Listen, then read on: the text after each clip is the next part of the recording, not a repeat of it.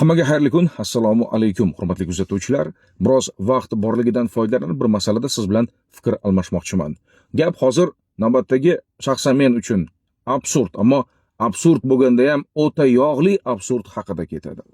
Davlat raqam belgisi oshirilgan stavka asosida xarid qilinadigan davlat raqam belgilari, ya'ni oddiyroq qilib aytganda, chiroyli avtoraqamlar, xaridorgir raqamlar va harflar kombinatsiyasidan iborat o'sha chiroyli avtoraqamlar. Har bir insonning bu shaxsiy huquqi, ya'ni xohlasa oddiy raqamda, xohlasa chiroyli avtoraqamda harakatlanadi. Chiroyli avtoraqamlar pul turadi. Pul turganda ham arzon emas. Bugungi kunda auksion bekor bo'ldi va siz belgilangan qat'iy oshirilgan stavka asosida xohlagan avtoraqamingizni xarid qilishingiz mumkin. Ammo hozir gap bu haqda emas. Gap boshqa bir holat haqida. Siz oshirilgan stavka asosida o'sha chiroyli avtoraqamni sotib oldingiz. Avtomashinangizga o'rnatdingiz.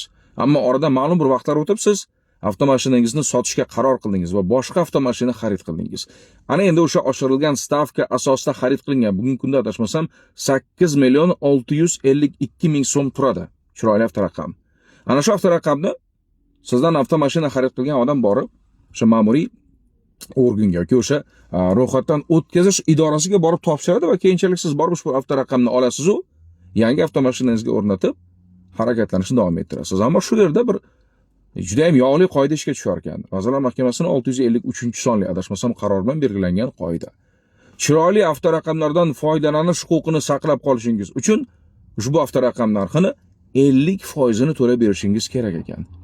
Ya'ni 8.652.000 ga chiroyli avtoraqam xarid qilasiz. Oradan ma'lum bir vaqt o'tganidan keyin avtomashinangizni almashtirishga qaror qilasiz va ushbu chiroyli raqamni sotib yuborgan avtomashinangizdan olib yangi avtomashinaga o'rnatishingiz uchun siz ushbu chiroyli avtoraqam narxini 50%ni, men rasmiylashtirish xarajatlaridan tashqari aytyapman, avtoraqamni narxini 50%ni to'lab berishingiz kerak ekan. Savol: nima uchun? Nima sababdan?